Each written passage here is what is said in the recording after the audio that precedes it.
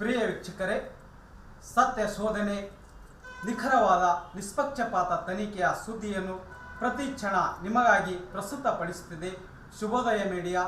ತಪ್ಪದೆ ವೀಕ್ಷಿಸಿ ಶೋಧವಾಣಿ. रेल और रोड कनेक्टिविटी से जुड़े प्रोजेक्ट्स हैं, हेल्थ इंफ्रास्ट्रक्चर से जुड़े प्रोजेक्ट्स हैं। मैं विकास के इन सभी प्रोजेक्ट्स के लिए आपको, तेलंगाना की जनता को बहुत बहुत बधाई देता हूं, शुभकामनाएं देता हूं। साथियों, तेलंगाना को अलग राज्य बने करीब करीब उतना ही समय हुआ है जितने दिन केंद्र में एनडीए की सरकार को हुए। तेलंगाना के निर्माण में, तेलंगाना के गठन में जिन सामान्य नागरिकों ने, यहाँ की जनता जनार्दन ने योगदान दिया है, मैं आज फिर एक बार कोटि कोटि जनों को आदर पूर्वक नमन करता हूं। तेलंगाना के विकास को लेकर, तेलंगाना के लोगों के विकास को लेकर जो सपना आपने देखा था, तेलंगाना के नागरिकों ने देखा था, उसे पूरा करना केंद्र की एनडीए सरकार अपना कर्तव्य समझती है। हम सबका साथ, सबका विकास, सबका विश्वास, सबका प्रयास के मंत्र को लेकर के आगे बढ़ रहे हैं। हमने पूरा प्रयास किया है कि भारत के विकास का जो नया मॉडल बीते 9 वर्षों में विकसित हुआ है, उसका लाभ तेलंगाना को भी ज्यादा से ज्यादा मिले। इसका एक उदाहरण हमारे शहरों का विकास है। बीते 9 वर्षों में हैदराबाद में ही करीब 70 किलोमीटर का मेट्रो नेटवर्क बनाया गया है। Hyderabad multi modal transport system MMTS project पर भी इस दौरान तेजी से काम हुआ है। आज भी यहां 13 एमएमटीएस सर्विस शुरू हुई है। एमएमटीएस का तेजी से विस्तार हो, इसके लिए इस वर्ष के केंद्र सरकार के बजट में तेलंगाना के लिए 600 करोड़ रुपए रखे गए हैं। इससे हैदराबाद, सिकंदराबाद सहित आसपास के जिलों के लाखों साथियों की सुविधा और बढ़ेगी। इससे नए बिजनेस हब बनेंगे, नए इलाकों में इन्वेस्टमेंट होना शुरू होगा। साथियों, 100 साल में आई सबसे बड़ी गंभीर महामारी और 2 देशों के युद्ध के बीच आज दुनिया भर की अर्थव्यवस्थाओं में बहुत तेज गति से उतार चढ़ाव हो रहा है। इस अनिश्चितता के बीच भारत दुनिया के उन देशों में से एक है जो अपने इंफ्रास्ट्रक्चर को आधुनिक बनाने के लिए रिकॉर्ड निवेश कर रहा है। इस साल के बजट में भी 10 लाख करोड़ रुपए आधुनिक इंफ्रा के लिए अलॉट किए गए हैं। आज का नया भारत, 21वीं सदी का नया भारत तेजी से देश के कोने कोने में मॉडर्न इंफ्रा बना रहा है। तेलंगाना में भी बीते 9 वर्षों में रेलवे बजट में लगभग 17 गुना की वृद्धि की गई है। अभी अश्विनी जी आंकड़ा दे रहे थे।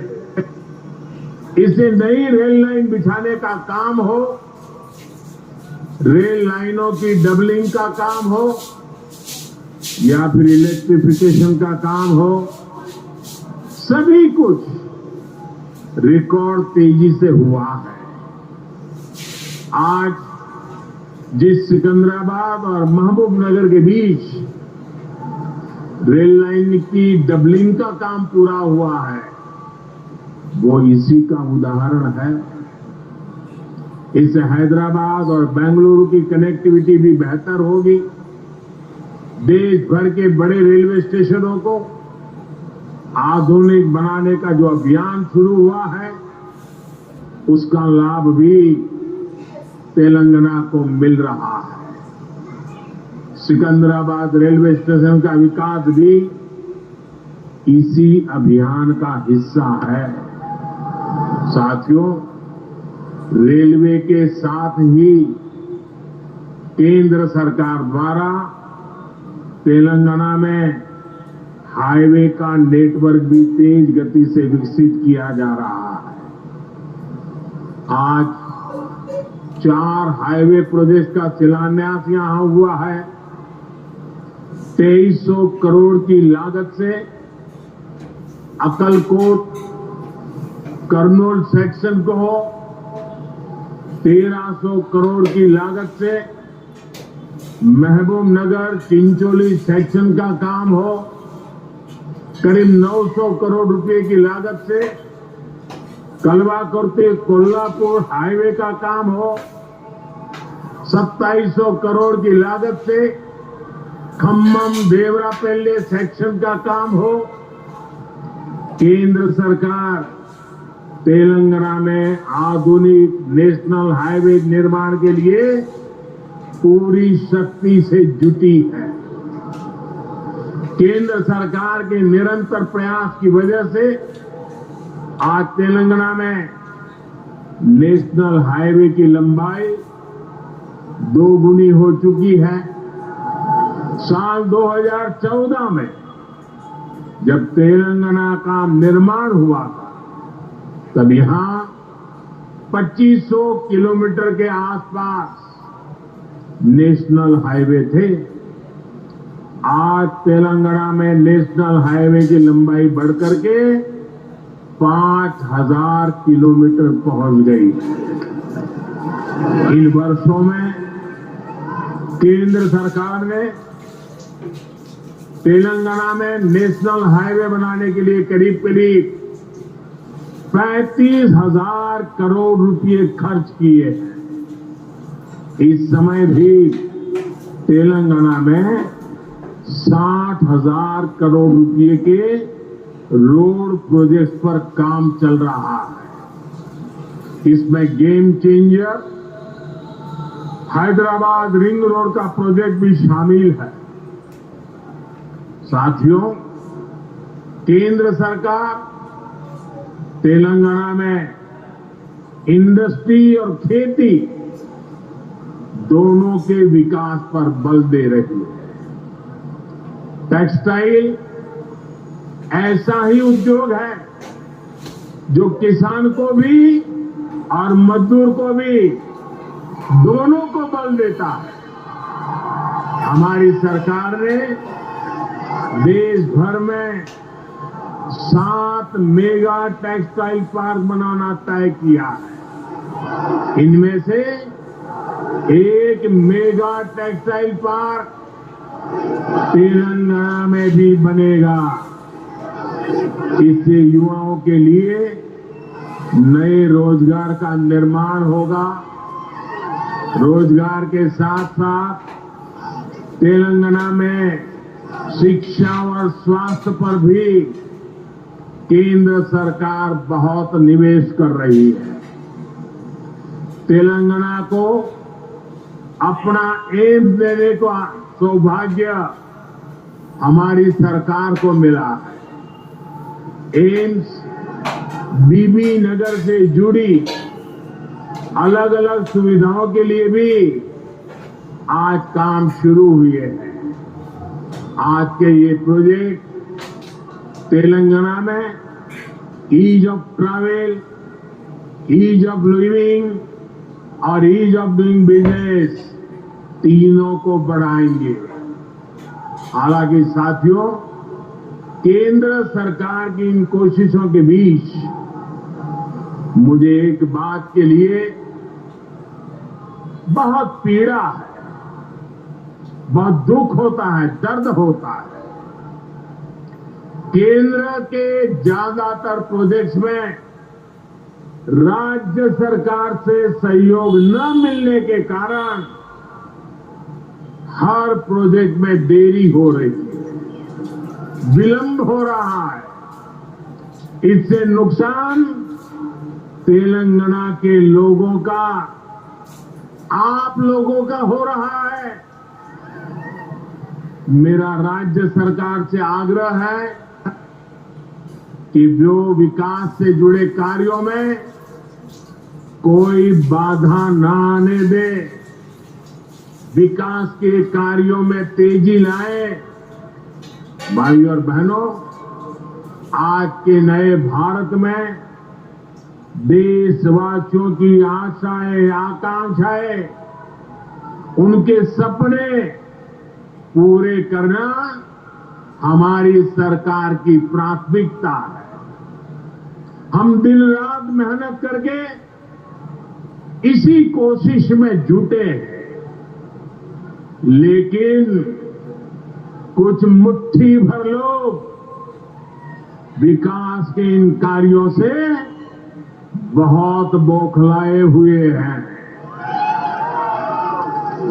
ऐसे लोग जो परिवारवाद, भाई भतीजावाद और भ्रष्टाचार को पोषित करते रहे, उन्हें ईमानदारी से काम करने वालों से परेशानी हो रही है। ऐसे लोगों को देश के हित से, समाज के भले से कोई लेना देना नहीं है। ये लोग सिर्फ और सिर्फ अपने कुनबे को फलता फूलता देखना पसंद करते हैं। हर प्रोजेक्ट में, हर इन्वेस्टमेंट में ये लोग अपने परिवार का स्वार्थ देखते हैं। तेलंगाना को ऐसे लोगों से बहुत सतर्क रहना जरूरी है। भाई और बहनों, भ्रष्टाचार और परिवारवाद एक दूसरे से अलग नहीं है। जहां परिवारवाद और भाई भतीजावाद होता है, वहीं से हर प्रकार का करप्शन फलना फूलना शुरू हो जाता है। परिवारवाद, वंशवाद का मूल मंत्र ही सब चीजों को कंट्रोल करना होता है। परिवारवादी हर व्यवस्था पर अपना कंट्रोल रखना चाहते हैं। उन्हें ये बिल्कुल पसंद नहीं आता कि कोई उनके कंट्रोल को चैलेंज करे। आपको मैं एक उदाहरण देता हूं। आज केंद्र सरकार ने डायरेक्ट बेनिफिट ट्रांसफर डीबीटी व्यवस्था विकसित की है। आज किसानों को, विद्यार्थियों को, छोटे व्यापारियों को, छोटे कारोबारियों को आर्थिक मदद का पैसा सीधे उनके बैंक खाते में भेजा जाता है। हमने देश भर में डिजिटल पेमेंट की व्यवस्था बढ़ाई है। आखिर ये पहले क्यों नहीं हो पाता था? ये इसलिए नहीं हुआ क्योंकि परिवारवादी ताकतें व्यवस्था पर, सिस्टम पर अपना कंट्रोल छोड़ना नहीं चाहते थे। किस लाभार्थी को क्या लाभ मिले, कितना मिले, इसका नियंत्रण ये परिवारवादी अपने पास रखना चाहते हैं। इससे इनके 3 मतलब सकते थे। एक, इनके ही परिवार की जय जयकार होती रहे। दूसरा, करप्शन का पैसा इनके परिवार के पास ही आता रहे। और तीसरा, जो पैसे गरीब के लिए भेजे जाते हैं वो पैसे इनके भ्रष्ट इकोसिस्टम के अंदर बांटने के काम आ जाए। आज मोदी ने भ्रष्टाचार की इसलिए जड़ पर प्रहार कर दिया है।